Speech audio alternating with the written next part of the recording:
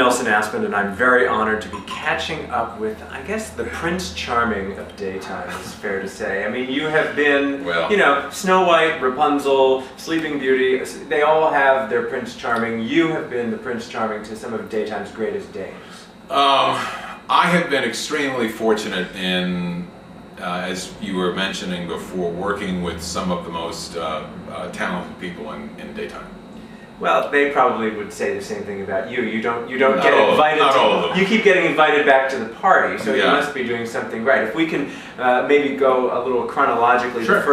the first soap that I remember you from is Edge of Night as Sky, and you paired with Sharon Gabbett Yeah. as Raven. Right. It was an entirely strange genre. It was almost like Heart to Heart or Remington Steele or Right. any of those kinds Yeah. of things. How did you come to be cast? To backtrack just a little bit, I had a couple of years before, my agents had told me that Young and Restless wanted me to go out to the coast to test. And I was 22, and I said, I called a meeting for the next day, and I said, you're not going to be happy with what I have to say. I don't want to go out there and test. And of course they were confused. And I said, I do not want to be pigeonholed as a soap opera actor. I was young, very young at the time, and I had done an awful lot of New York stage, but I wanted to get real legitimate stage credits under my belt before embarking on television. I didn't want to get pigeonholed. And I did. I was very fortunate. In the course of the next 2 years, I worked at 3 out of the 4, according to the New York Times, best regional theaters in the country: the Arena, the Guthrie, did a season at the Guthrie, the Goodman in Chicago, and learned a lot. And I'm very, very glad that I'm very blessed that things worked the way that they did.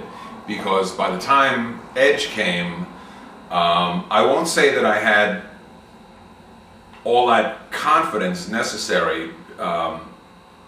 Lois Kibbe, God bless her, That's fantastic. came up to me just as we were going into taping, and she said, don't worry, kid, there's only 8 million people watching on my first day. And I was wearing this, they had me dressed in this maroon silk shirt. Well, what year was that? 1980. Okay. And since it was silk, and it wasn't expensive silk, it came off the rack from the wardrobe department. I mean, I was just drenched. So I said to the cameraman, I said, can you shoot me up here and not show the sweat stains? But that's how I ended up getting cast. One of the directors later said that as I recall, the casting director had me in, and then I went to Benton and Bowles, the advertising agency, and I went in and I read in a conference room with no cameras, and everybody involved in the production was sitting around, including people from P&G as well as the directors from the show itself. And Dick Pepperman, God bless his soul, said to me years later, he said, the moment you walked in the room, I knew you were going to get the job. I don't know why, but... So you didn't have to test with Sharon, ever? Because, No. people remember that chemistry to this day. No. Interesting. No. And, No, I didn't meet her until my first day of work. what was your first scene? Was it a bedroom scene or an action scene? Or? No. It was because at the time I was playing the imposter. And the first scene that I had was in a bank of snow, as I recall, where we saw that the original Sky had crashed and was presumed dead in the Alps. This plane crash. The first scene that I had with Sharon, let's see, no, we began in good Henry Slessor fashion, who was the wonderful head writer and really the only writer on the show, by insulting each other. We met each other we ran into each other in some sort of a thing, and we both were reaching for the same thing, or a cocktail at a cocktail party or something like that, and she said, I beg your pardon, and I said something that was not terribly complimentary about her, and she gave me a look and I gave her a look, and then that was... A little Hepburn Tracy kind of thing. After Edge of Night, or in concurrence with Edge of Night, you started doing Guiding Light. Yeah. Yes, you were doing two at the same time. We had heard a few months before that Edge was going off the air, and I called my lawyer. At that point I had a negotiating attorney, and I said, you know, the show's going off the air and I really love this medium, and I like the money, and I like the people that I have met, and I said, you know, can you make a couple of phone calls and see what else there is going around? And he said, well, it's funny you should ask, because I just got a call from Guiding Light, and they asked if you were going to be free, if you had plans after the show went off the air. And I said no, and I said, that's interesting. But they needed the character to begin before the show went off the air. And I said, well, that I guess there goes that, you know, project, because that was an hour show and we were a half-hour show, and there was no way I was going to be able to do two. Well, they needed me, and they decided that they wanted to go with me, and so I was doing Edge during the day, and then they'd have a car to take me down to 22nd Street to do Guiding Light, and they just scheduled me in the PM sessions for the first either 2 weeks or 3 weeks. I mean, it was not a terribly extended period of time, or else I would have said I can't do it. I mean, that would have been lunacy. But it was a nice way to end a job. I mean, because some of the actors who were on the show, when they found out, especially the people who were the veterans who had been on there forever, and had just bought second houses.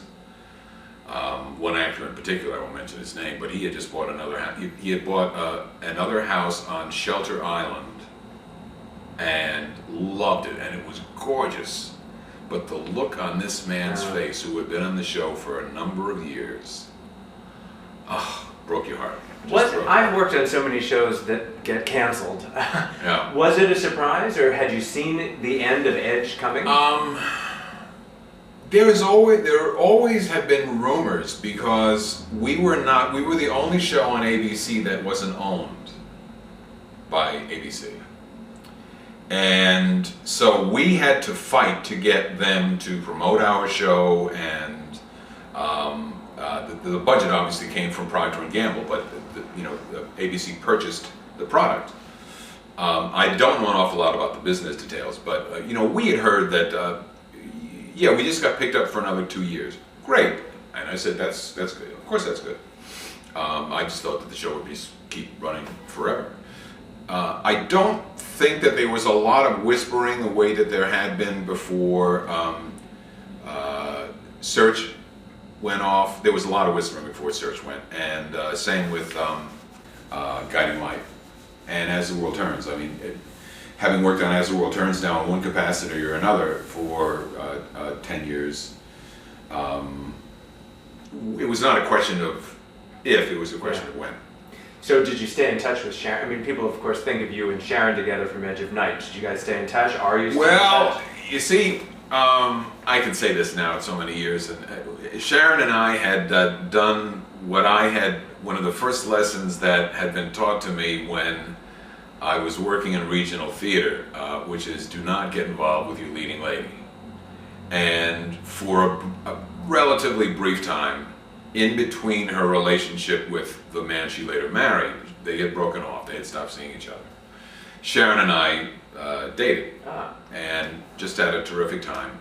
Anyway, her fiance later re-entered the picture. We were cool about it. We continued to have a lot of fun working on the show. But when the show left, he was going out to the coast, and she followed him out there. And actually, she stayed in town for a while, because I think she did Another World for a while. And when she was pregnant with her baby. That's right. Yeah, and she played a rape storyline, which I thought was, wow, I don't know if I want, that would give me the willies, having the baby being a product of a rape. Not, I mean, it's fiction, but I mean, just the karma involved and all that stuff, and the dialogue surrounding that little infant, I don't know, something just struck me as being odd.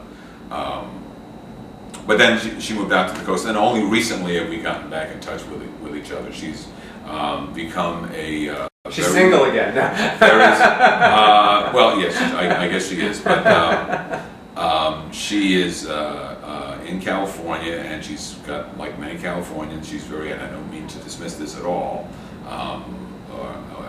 but she's turned into a very spiritual person. Wrote a book called From the Raven to the Dove, about her journey, her spiritual life. Have you read it? Are you in there? Well, first thing I checked was the index in the back to see where my name was, Yeah. and I think I was listed once, so I read that sentence. Put it back on the shelf and left the bookstore. No, I mean, she sent me a copy of the book, and I did read the book. It was very, very fascinating. But it was a story of her journey through life and into spirituality and that sort of stuff. And I remember Kyle Sampson very well from those guys. I mean, I was very interested in the show at that point, and the lost Lewis. It was Lewis. His mother was Sally, the prostitute. I knew Madam that, or something. right? And the whole gig was I came onto the show with a vengeance, and my goal was to get Larry Gates' character, HB, to acknowledge me as his son. I don't remember the particulars as to why. I was convinced that he was my father. He must have had an affair with Sally when she was a madam and a woman of the evening. But that was my goal. And I had made millions and millions of dollars on my own, and I wanted him to recognize the fact that Kyle Sampson was indeed his son. And that was the story for about the first 6 or 9 months. And that led to one of the most interesting and I thought well done and well written scenes. I've got it on my website, or on my Facebook. No, I've got it on my Facebook page. The scene where I finally meet my real father on the roof of Sampson Enterprises, this high-rise building, and it turned out he was an archbishop, not a cardinal, an archbishop. And he appeared in his archbishop, attire, in his cassock with the skull cap and everything like that. And it was a really well written scene, and we had a wonderful actor come in and play the father, even though he only worked for 2 days. But really, just terrific stuff. And after all those years of working with Sharon and being that dynamic super couple on that soap, here you are with Kim Zimmer, who is a force of nature on her own. How was the experience of changing leading ladies? Very, very different people in some respects, but what they really had in common they were both really serious about their craft, and they both had terrific senses of humor. And if you're going to be working with a leading lady, those are qualities that you really come to adore in working with someone. When you're working the kind of hours, of course, as you know, that we worked. Zimmer was just, if anything, she was more outrageous than Sharon was. No, I'm really a little blue. I can't tell that story. But, please, you can. It's the web. Oh, it's the web. All right. Well, there was some event at the Russian Tea Room on the 2nd floor, and it was, I don't even remember what it was. But it was dress. I was in a tux, and the men were, and I was reaching over the canapé table, and as I was reaching, someone reached underneath and grabbed me by the balls. And I said, "Gotta be Zimmer." And sure enough, it was Zimmer. That's the kind of relationship that we have. We goose each other when we run into each other. Have you seen her lately? At some event last year, I don't remember what it was. See, chronologically, and I think I've got my timing correct here. Okay, so then after Guiding Light, I think that's when I first met you. We have a mutual friend in Marcia McCabe. But you appeared, and so it's kind of a little bit of Larkin Malloy trivia. You appeared in the last episode of Search for Tomorrow, as did I. We were all sort of invited along for the last episode to be background players. Oh, I wasn't invited, I insisted. Did you just crash the set? No, I know I didn't crash. But I because I had never worked on the show, so I couldn't just walk in. But I mean, I insisted. I said, this is the last show that's going to have the same crew that I loved. The same crew from Edge of Night. From Edge of Night, which had moved over to the studio at 44th Street. And I wanted to be a part of, because everyone on the crew had no idea what the future was going to hold, whether they'd ever worked together. And we had so many wonderful memories in that studio for 4 years. That I really asked, I said, please let me, I don't care. So if you see that on YouTube, you can see Larkin and me off in the crowd. Back there in the background. And that crew, after Edge of Night left the studio, Search for Tomorrow moved in. After Search was canceled, Guiding Light moved in. So they had Ann Vitale and Butch and TJ O'Mara. They had all those crew guys. Right. So so if my timing is correct, then comes All My Children. And you have the distinction of marrying Susan Lucci. There are only, I guess, like 20 guys that can say that. Travis Montgomery, an iconic character, father of Bianca. Was that just another one of those, hey, are you free? Can you come over and do this? No, this was this was a call that my lawyer did make. And I said, make some phone calls and see if there's anything going on. And they said, well, they're interested in you at All My Children, but they want you to test. Now, I'd worked at that point for 6 years as a leading man on soaps, and it's a little unusual with that much body of work for them to want to have you come in and do a screen test. However, I understood. Lucci is Lucci, and they wanted to see, I don't mean to say that she was the one responsible, but I mean they wanted to see what the kind of chemistry would be, because this was going to be a heavy-duty storyline. And so I said, fine, yeah, I'll be happy to go on and meet her. And the moment I met her, and I had seen her, but I had met her at award ceremonies and things like that, but we had never really gotten to know each other or exchanged more than a few compliments and pleasantries. But she just spent 10 minutes telling me how much she just loved Edge of Night, and went on to talk about I adored you as an actor, and just as gracious and lovely as can be, which was a big relief to me because her reputation in the business had been that she can be a bit of a harridan, or that she's such a big star that you didn't know what to expect. And people who were less than, which frequently happens, would put down people who are, up there in the sort of stratosphere. And I found her to be nothing but charming and lovely and complimentary. And she blew me away with, all these very sweet things that she was saying about me. And of course, I, reciprocated. Well, and you had great chemistry, and I loved the casting of Walt Willey as your brother. I mean, you just bought it. Yeah. And even though he's 3 inches taller than me, and he's blonde hair and blue eyed, and he's actually older than I am, and he's my younger brother. But that was, I think, something that we worked on, because immediately upon meeting each other, we bonded. I mean, we were really close friends. I mean, we went on a vacation together, the two of us. One year in between, relationships and things like that. We said, what are we going to do Aruba? I forget to come up with the idea. It's like a road movie. In a sense it was, because we got down to this hotel. He had made the arrangements. Foolishly, I let him make the arrangements. And we've got this lovely, we're on a cabana out on the beach, and the manager is taking us to our rooms, plural. And so the guy has the key, and he opens up the door, and that's a nice sized room. Where's mine? Oh, he said, this is yours too. And I said, Walter, you booked us into the same room? Oh no, I didn't. Anyway, so and the objective of going down to Aruba when you're single and a soap star is to explore and meet and meet people. This is like a prequel to The Hangover, I think. As it turns out, it worked out great. We had a lot of fun, and went dancing a lot, and the beach is beautiful. It was the first time I was in Aruba, and we had a great time. And now, why did All My Children? Why did that gig end? Was that your choice, their choice, writing? What? Um,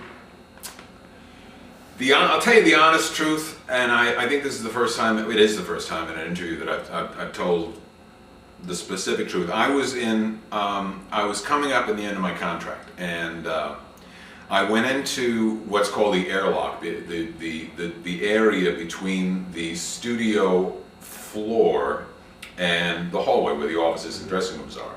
There's an airlock to keep the sound from traveling on from one place to another. And I went into the airlock, and Walter and Susan were, and I opened up the door on the outside, and came in, and they stopped, and Susan looked at me, and I said, "What's going on?" And she said, "Well, I just heard the greatest news about what the new storyline is going to be." And I said, "Oh, okay, great. What's the new storyline?" "Well, you're going to be dating." No, wait a minute. Let me get this straight. That's right. Yeah. She said, we're going to be alternating. And I said, "Who am I going to be alternating with?" Meaning, I'm going to be seeing somebody else? That doesn't sound right. And she said, no, I'm going to be alternating. I'm going to date Jackson on one night, and then the next night, I'm going to be dating you. And she got this great big smile on her face. And I said, "Holy shit, you gotta be kidding." And she was not kidding. And I said, no, I can't, I don't think that's a good idea. And I went up to the producer, and she said, "Yeah, indeed, that's the case." And I said, "I don't think that really is a great story." And we talked about, because we had great relations, the people at ABC and the producer. But it was at the end of almost 11 years of working steadily as a leading man on soaps. And we had on All My Children, the stories that we had that involved joy and happiness were so rare because the nature of the story. I mean, we were involved in babies drama near death, yeah. And we were involved in getting divorced and then getting back together again, and philandering and cheating. And I discovered the two of them in bed, which actually was a really neat scene, where I discovered Jackson and Erica in bed. Well, the two of us were still, my character was still married to her. But it was a lot of angst involved, and I'm the kind of actor. God bless David Canary. He as well as being a brilliant actor, he's the kind of guy. It doesn't matter what the storyline is. He goes on and he gets to the studio, does a fantastic job, and when cut is called at the end of the last scene, he gets in his BMW and he travels up to the country where he lives with his family, and that's it. And he learns his lines, but he does. You can't leave it. I can't leave it at the studio. I've tried, and I'm not that kind of actor. I'm not saying it's better or worse. In fact, for my mental health, I would have preferred, if I could, have left it at the studio door. But that stuff just kind of stayed with me at night. I mean, working on the scene, it just... You cared. I internalized it to the point where it really was draining. And so I said, I think that it's time for me to say a fond farewell. And Loving, was that after All My Children? Yeah. Okay. Yeah. And that was, so ABC obviously didn't have a problem with you. Oh no! Everything was okay. We had Mickey Dwyer-Dobbin, who was the VP at the time, or at least during that stretch. She and I got along quite well. I saw her, the only times that I would see her and there would be any sort of contest would be when, if there was a contract issue, and since I didn't have an agent, I was working with a negotiating attorney, and she and I had a good enough relationship that I'd make an appointment, I'd go on over her office, and the two of us would sit down and talk about things. So ABC, they had we parted on good terms, and then I went to Loving, and that was, not as, I had been, in fact, I got a call from the head writer, I think it was Addie, maybe Addie Walsh, at home, and saying we want to replace Clay, and we're thinking of, we really want you to do it. And I said, well, I don't know, I've been doing soaps for so long. And she said, come and meet the producer. The producer wants to meet you, and she lives in your neighborhood. I was in Tribeca at the time, and she took me out to dinner. We talked about the character. We talked about who I'd be working with, Celeste Holm. And I said, Celeste? Are you talking about the Celeste Holm? She said, yeah, Celeste Holm. The nature of the character and all sorts of things that sounded terrific. And they were paying me very, I mean, we reached a very handsome deal, and so I said sure, and that was the high point. I mean, I started on the show, and within a few weeks the producer was changed, and the head writer was changed, and Celeste was allowed to go, and so I wasn't working with her anymore, and there was a lot of upheaval on the show, and these things happen. I mean, you've certainly been around soaps to know that they go through periods where there are transitions. On the set, the audience may or may not be aware of these kind of things, but when there's a personnel change or the head writers change, sometimes it can go smoothly, and other times it can be kind of difficult. And for us, it was a little challenging. And that brings us up to another, As the World Turns, which you have a very diverse body of work when it comes there. You were coaching some of the young actors. You continue to do the voiceover, and you played a very unusual character for Larkin Malloy, the scientist doctor with the beauty creams and the kidnapped spa. I mean, that was. Please tell me that was as fun as I imagined it had to be for you to play something so completely different. It was Chris Galman, the executive producer, and I had spoken about doing something, and I said, let's make him as far away from a Ted Turner, Donald Trump type businessman as possible, and short of being a guy in the street in the gutter. They came up with this crazy wild doctor with red glasses and wraparound red glasses, and and he said, now we had spoken about it for a while, and so the first day of taping comes, and he's directing, oh no, he was just producing that day. He was the executive producer, of course, at the time, and we got to the point where we had done the dress rehearsal, and we got to taping, and we got the standby call, and then after standby comes the countdown, and the stage manager came over and whispered to me and said, "Oh, Chris wants to know if you can do an accent." And I said, "Yes, I can do an accent, but I can't do an accent just like that in a 18 pages worth of dialogue. I'm going to be." So, I mean, I refer to that as my 5-4-3, can you do an accent to 1 cue moment? And so we didn't do it with an accent, but we had an awful lot of fun doing that. Now, what do you think? Now we're losing another show. The future of daytime looks questionable. Yeah.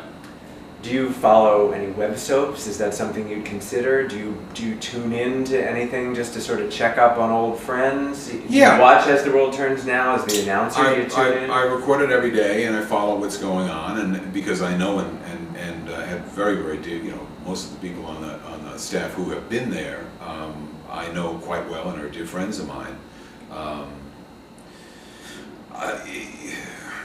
Soaps are expensive. Reality shows are cheap. You can get somebody with and pay them a handsome salary, and you get a sofa and a couple of chairs, and hang some lights, and you've got 3 cameramen and a studio audience, and you've got yourself a talk show. It costs a fraction and now you work of what any dramatic as a coach, though. I mean, who are your students? Who are the people that come to you for your expertise? It's I don't know. I guess it's my rep, because I mean but I have tomorrow. I have an American model who's been living in Germany, and she was offered by a German director a role in a film that she's not acted before. So she's coming to New York to find out whether she can act, and the two of us are getting together, and we're going to have an evaluation, I guess. I don't know, it sounds like a reality show to me. A German model coming to America to see if she can act. You're the coach. Well, Larkin Malloy is the coach. That is my that is my website, thenewyorkactingcoach.com. There you go. If you need a little coaching help, you can get it from the master himself. Or New York Acting Coach. The NewYorkActingCoach.com. We'll put up a link on We Love Soaps. We're going to have to wrap this up, Larkin, but it's great to catch up. It's been a pleasure. And incredible to look back on all these iconic things, and we'll hope that there'll be something else that we can see you on camera soon. That'd be great. All right. That'd be great.